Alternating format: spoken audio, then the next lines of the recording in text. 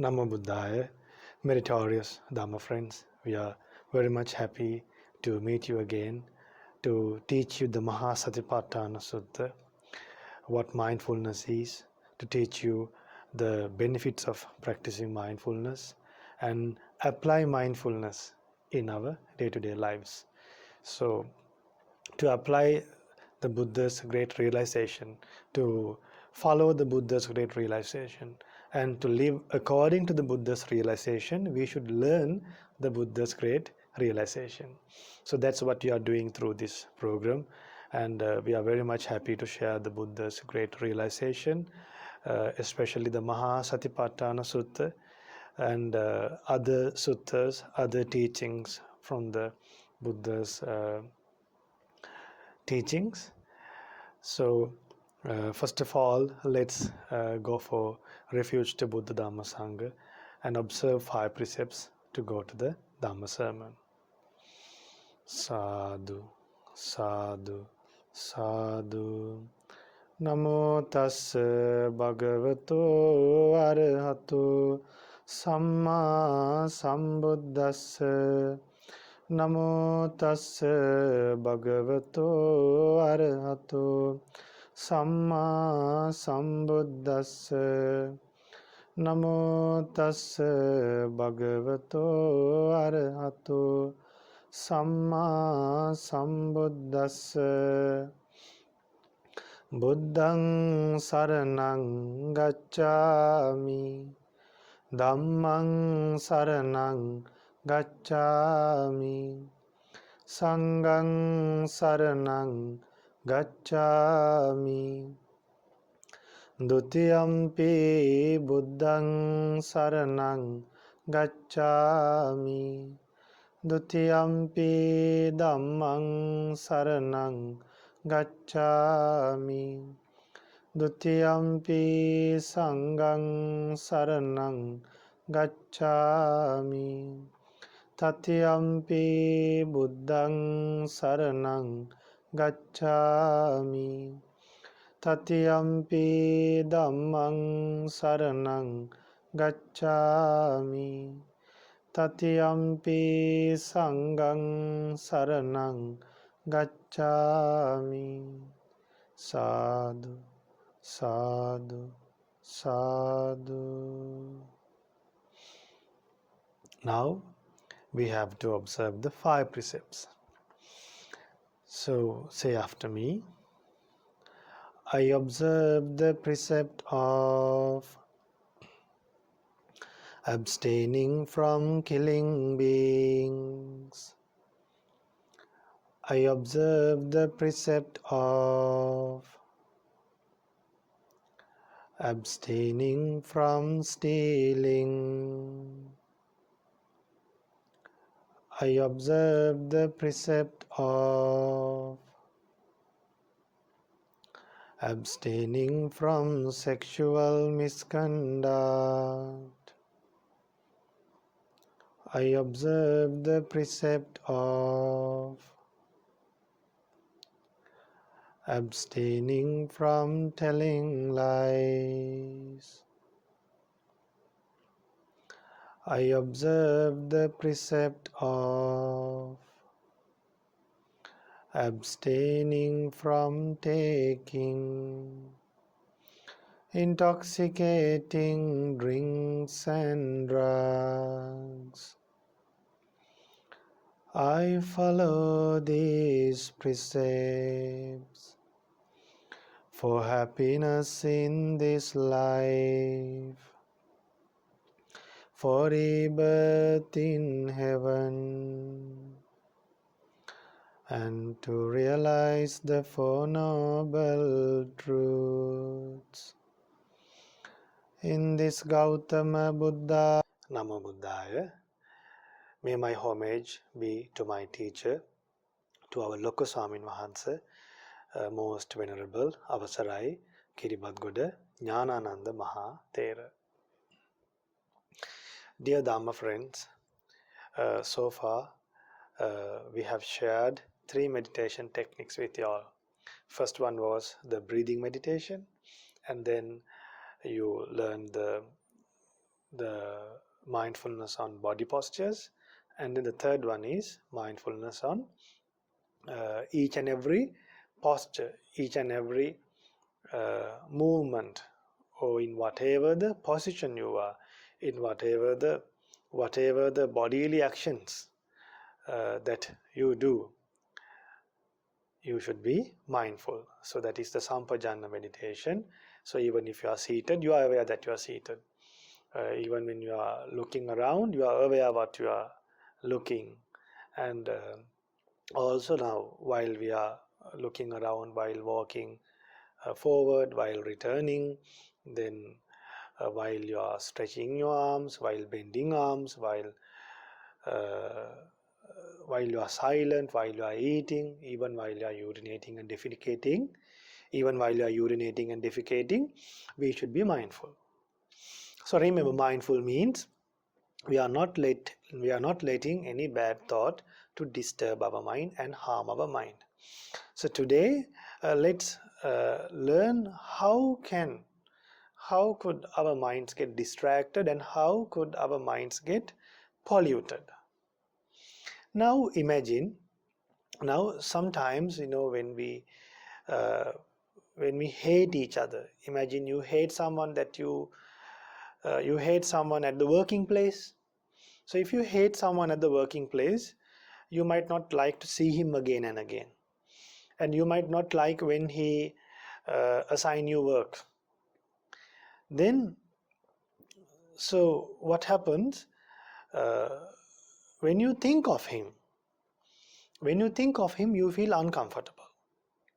Even if you uh, come home from your working place, yet while you are doing, while you are spending time with your family members, you might remember that person who gave you a lot of work in the office. So now you have already come back home, but then you feel uncomfortable because you are thinking that person. So now the problem is we recall these unnecessary incidents again and again, and we keep on worrying about those things without cutting the roots. So if we can stop paying attention to that thought, that particular sign that we saw earlier. Now the incident would have happened in the morning, but in the evening we are thinking of that incident and suffering on our own. Suffering uh, without any reason, because the incident happened in the morning. So the suffering that we experience later on after the incident is not because of the incident, it's because of our own unwise contemplation and unwise way of thinking. We should be always mindful of what we are thinking, of what we are doing and speaking. So this mindfulness, this great quality of developing mindfulness and being established in mindfulness will protect us always. So remember, the first simile I taught you in the first program is, it's like having a gatekeeper for your land or for your house or for the entire city. So during the king's time, there was a gatekeeper. They had huge gates.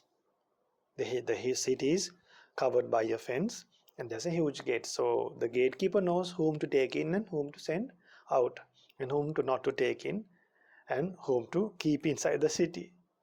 Furthermore, dear Dharma friends, we should be very well aware of our life and also about our life, the nature of our life.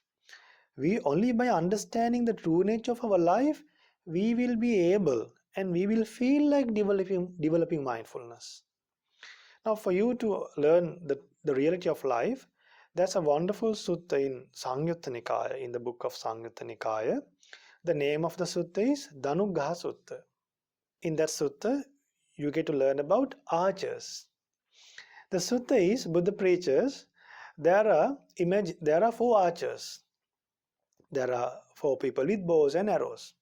Now these four archers are facing four directions. So one person is facing the north, the other person is facing the south, the other two are facing east and west.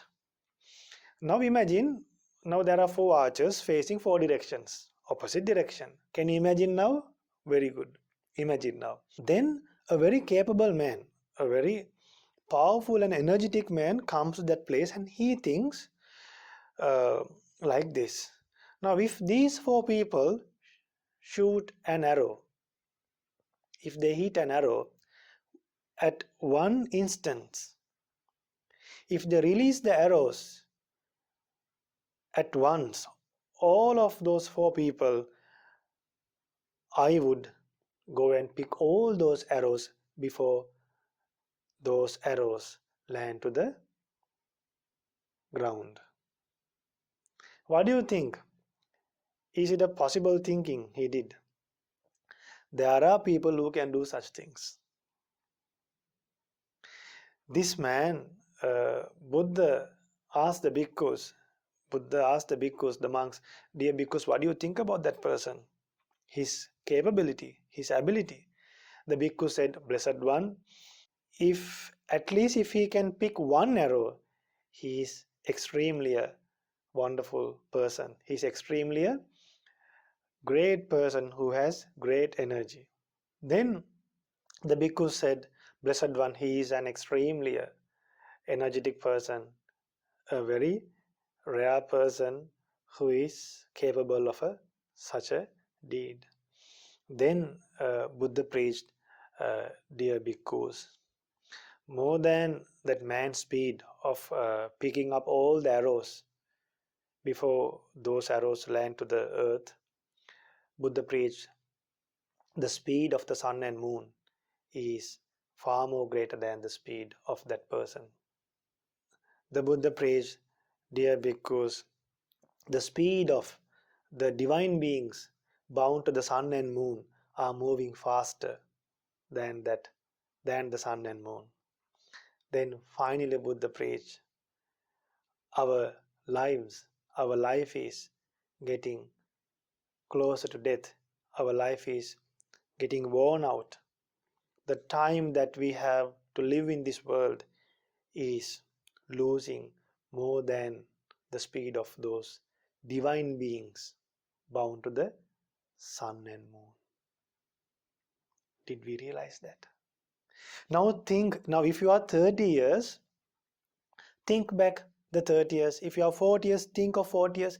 Do we feel that 40 years? The duration of 40 years. Can we feel, oh, I lived for 40 years, or if you have lived for 50 years, can you feel that? We can't feel it. It's like just few hours.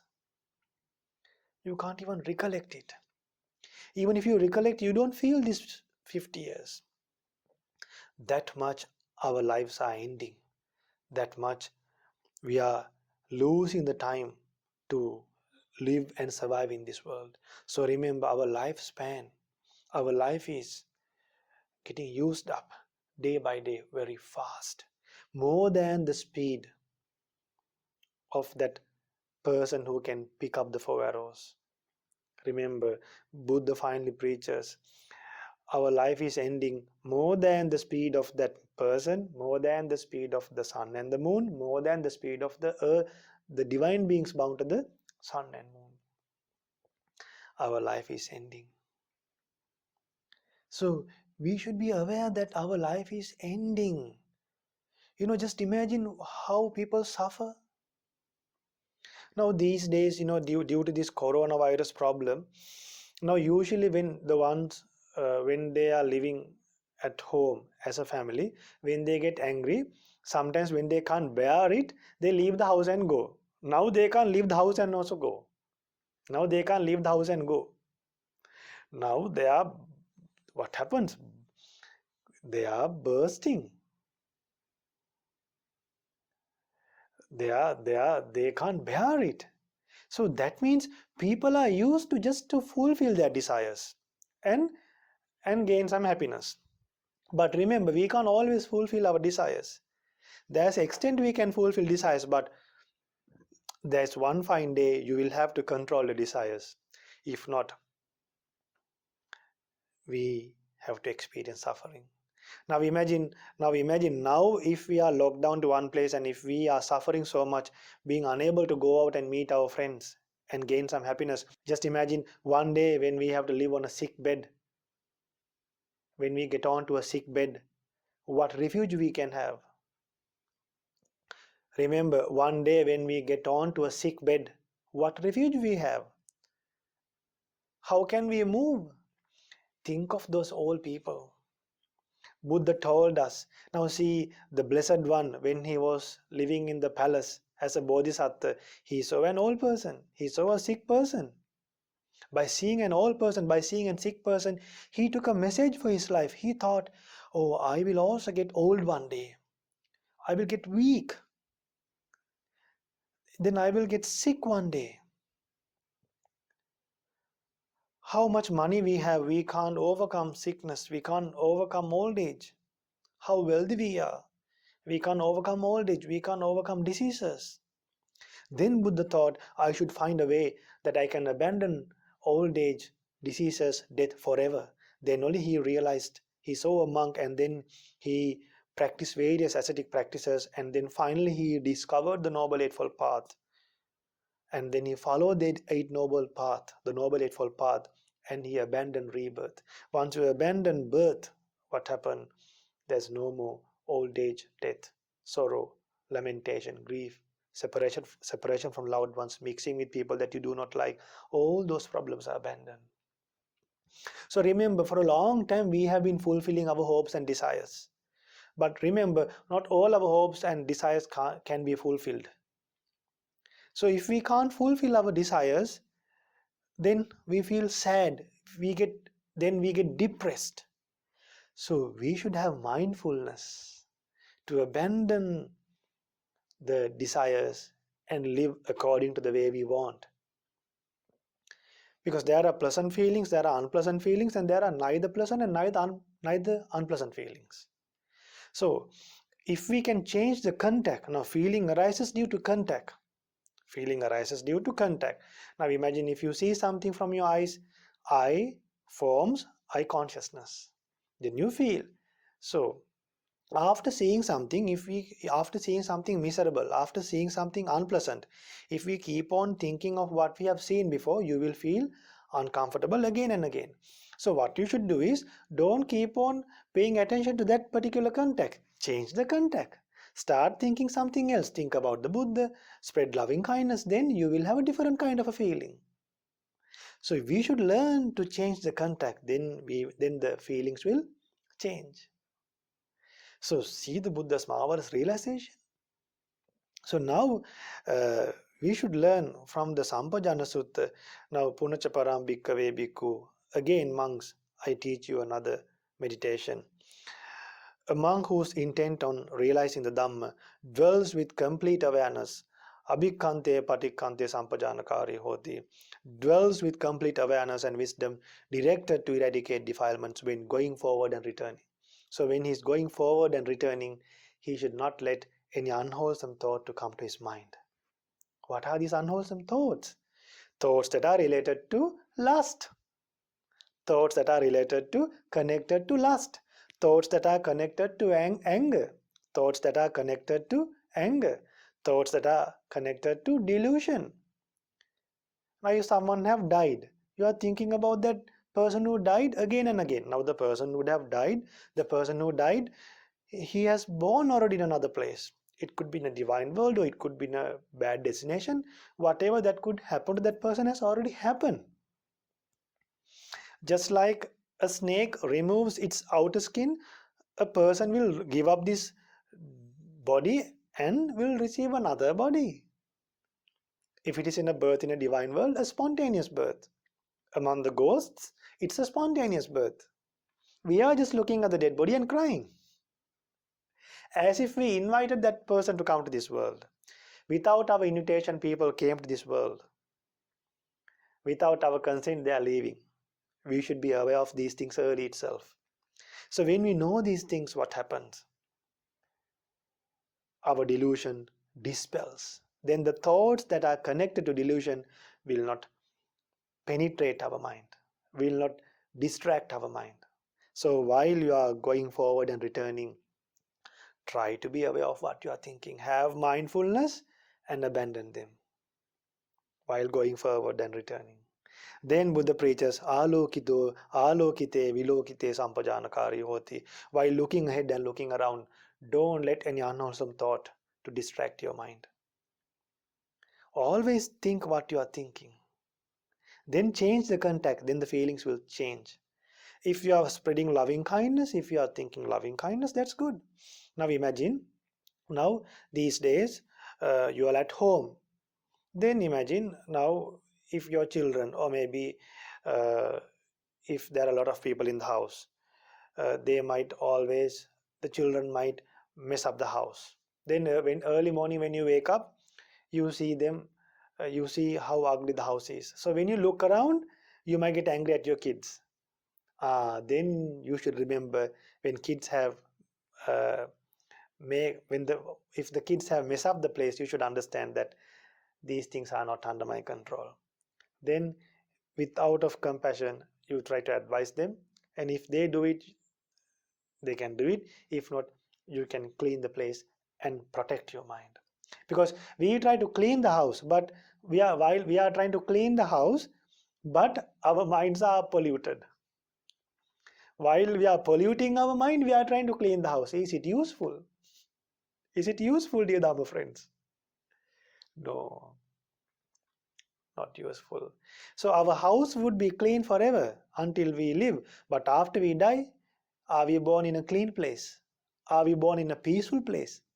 Think yourself. Become mindful. So don't get angry for the things that you see around. Don't get angry for the things that you see and that you experience in life. Try to take opportunity for you to gain merit and do your work. When you go to the bathroom, sometimes in the working place, it might be ugly. Then what do we remember? Do we remember the workers, or do we remember ourselves to clean this? We remember the person who make this place untidy. So if we have mindfulness, we will remember that person also, but then in the before that we will remember, okay, I will clean this out. You will not make an issue. You might thinking, who knows, people would have various problems. So we should try to develop a broad mind, not a narrow mind. They are Buddha's disciples. If you have these qualities, be happy thinking that you are a disciple of a Buddha. You can say wholeheartedly Buddhang Saranang Gacchami. You can say wholeheartedly Dhammang Saranang Gacchami. You can say wholeheartedly Sanghang Saranang Gacchami, because you have these qualities. If not, say Buddhang Saranang Gacchami and develop these qualities. So same thing then Buddha preaches, when you are bending and stretching limbs, we should not let any unwholesome thought to damage, to harm, to pollute our mind. So you can do this from morning you wake up, from the time that you wake up until you go back to bed, you can practice this meditation peacefully. So I gave you another supporting factor to practice, that is being aware of the contact, what you are thinking. So when we change the contact, feeling changes. Now imagine someone is pinching your right hand, but you keep on paying attention to the left hand. Then will you feel the pain in the right hand? No. Why? Your mind is strongly on the left hand. See, when you change your mind, the thoughts, even the feelings changes. Sometimes just imagine, you're sometimes haven't you experienced when you're watching TV. Even if a person calls you, you can't hear. Why? Your contact is very strong towards the thing that you see. Then you can't hear anything. In the same way, we can forget the bad thoughts. If in the same way we can forget our enemies, how wonderful it is. We can change the contact with the help of mindfulness. That's why the refuge, the protection that we get from a Buddha is not simple. That's why we should learn this Dhamma with respect, with enormous respect. Then Buddha preaches, Sanghatipatta Chivaradharane Sampajanakari Hoti, dwells with complete awareness and wisdom directed to eradicate defilements. That means his life is directed to always eradicate defilements. Because we might quarrel with others for money. We might quarrel with others to survive. But the things that we receive in life, for the things that we fight, one day will get damaged. After we die, we will lose them. But the bad karma, we will have to carry to our next life. Sometimes some people fight for women. Some women fight for men. But do they take their partners or those women or men to their next life? No. But the karma they are taking to their next life. Not only for the next life, this life also. Ditta Dhamma Vedina, that means they might have to suffer in this life. Karma give results in this life, karma give results in next life, karma give results until we attain Nibbana throughout the samsara. Not a joke. So that's why we should not fight for things. We should not quarrel for things. We should not get sad for things, because that karma we will take, but not those things that we fought and we cried, and the things that we were attached. Even because of a beautiful thing, if we get attached and we keep on thinking about that day and night, remember those things, once they get old, we don't even think of those things. So we should be aware of these things. So while wearing clothes, while wearing now Sangatipata Chivara Dharane Sampajanakari Hoti, while wearing robes, now this was taught straight away to the monks. So while wearing robes, while holding the alms bowl, we should not let any unwholesome thought to come. So in the same way, when you all are wearing clothes, even when you all are wearing clothes, shouldn't let any unwholesome thoughts arise. Sometimes people wear clothes and throw them away if they are not fitting. After they wear clothes, if it is not fitting, if they uh, are sweating after wearing it, they get angry with the cloth. Remember, we are wearing clothes for one purpose. We should have that wise contemplation to overcome heat, to overcome cold, to overcome the distractions that we get from flies, mosquitoes, and creatures, and to cover the shy places. To cover the shy places.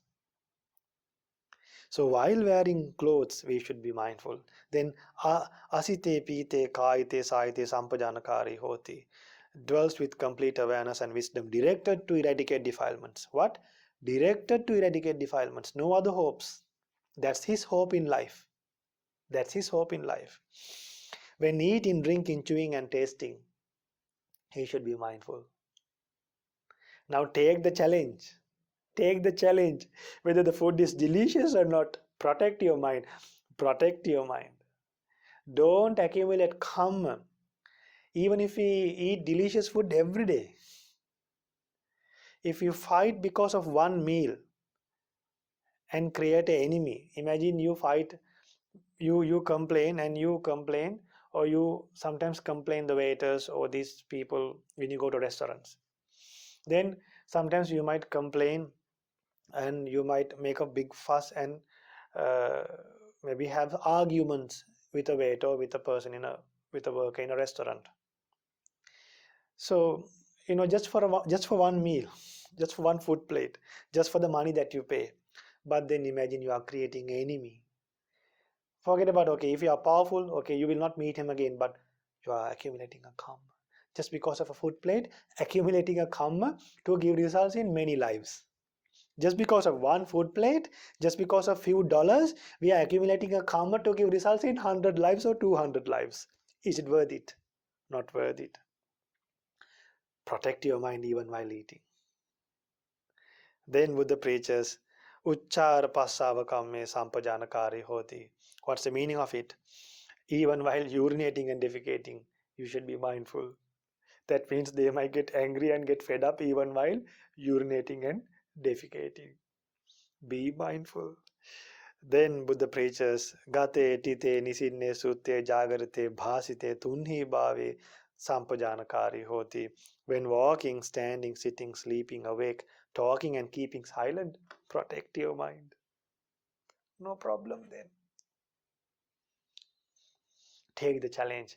So I taught you a secret. What's the secret? Always change the contact. Then feeling changes. So any bad thoughts come from a, if it is a lustful thought, change the contact. Try to see the reality, then the lustful thoughts will abandon. If you see something beautiful, remember, if it is a human being, if it is a living being, if it is a living being, if it is beautiful, remember these beautiful things are changing. these beautiful things are made up with disgusting things. Now, if you take our body, if you take any person's body, how beautiful the skin color is. The skin has a disgusting nature. It sweats, it gets rotten anytime that nature is there. Now, before you eat, do you rub the whole body and eat food? No. How, imagine that's a beautiful person. Do you go and rub that beautiful person's body and eat next moment? No. Why? That's a disgusting nature. So when you see something beautiful, remember the true nature of the body, then you don't get attached. Then no lustful thoughts. So when you see a sign in a wrong way, then with the help of mindfulness, see it in a true way, then the contact changes, then the feeling changes. Then the mind is protected. You're practicing mindfulness. So remember, uh, our lives are getting over, and our lives are ending, and our lives are getting worn out, getting used up. We are losing the life to, we are losing the time to live in this world more than the speed of that person who can pick up the 4 arrows. Our lives are getting closer to death. Our lifespan is ending up just like the speed of the sun and moon, more than the speed of the sun and moon. Our lives are ending up more than the speed of the devas bound to that sun and moon. So remember, understand all these Dhamma points, and these Dhamma points will help you to develop effort to practice mindfulness. So I taught you that story of the 4 archers to have effort to practice this mindfulness before you die. And I taught you about contact, and feeling arises due to contact. I told you to change the contact. Why? Purposely we should change the contact. Why? Then we can maintain and protect our mind from bad thoughts. And then Buddha taught, and also from the Buddha's teachings, all these are from the Buddha's teachings.